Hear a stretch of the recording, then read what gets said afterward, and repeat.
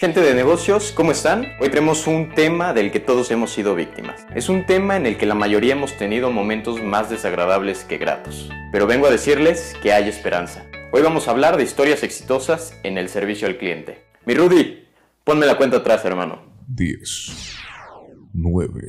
No seas mamón, Rudy. La roquera. 1, 2, 3, 4.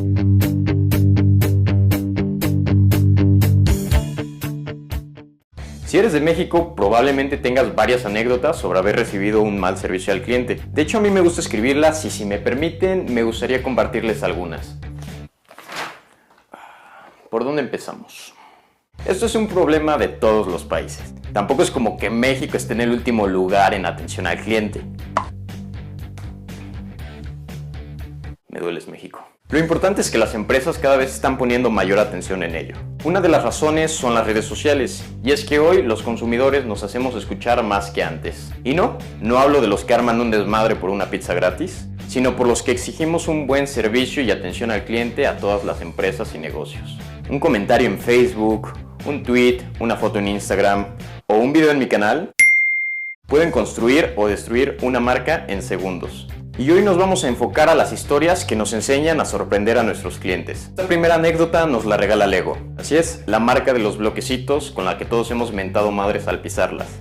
Todo comenzó en Inglaterra cuando un niño de 7 años llevó su juguete al supermercado. Cabe recalcar que él mismo se lo compró. Su papá le advirtió que era mala idea, pero Luca, el niño de esta historia, obviamente no hizo caso. ¿Y qué pasó después? Luca perdió una de las figuras que llevó al supermercado.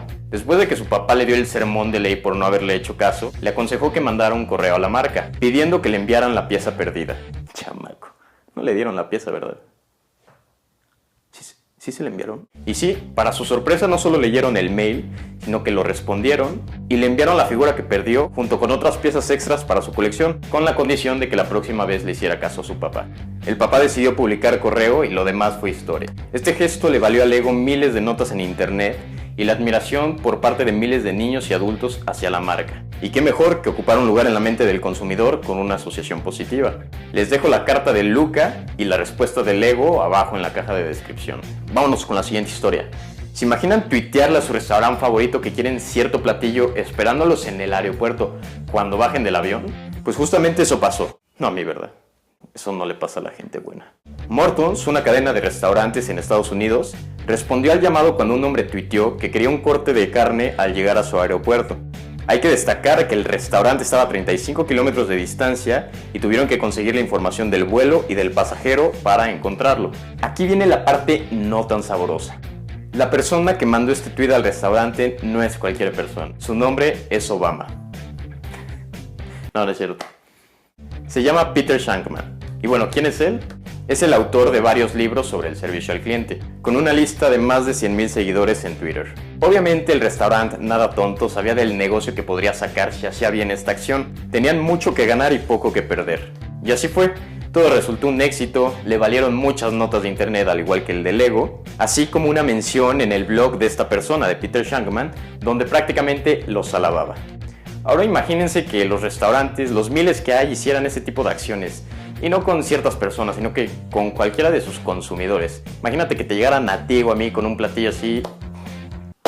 No pido más. Pero no hay que perder la esperanza. Yo creo que hay historias así, simplemente hay que encontrarlas. O mejor aún, empresas tienen oportunidad de crearlas.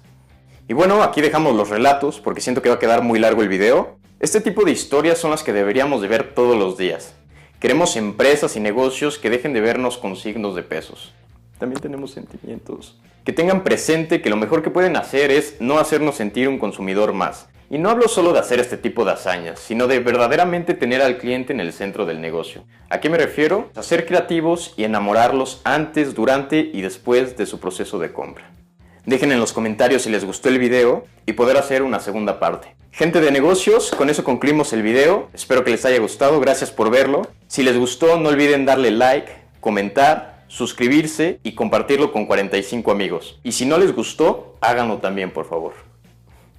Les mando un abrazo, que estén muy bien y nos vemos pronto. Gracias.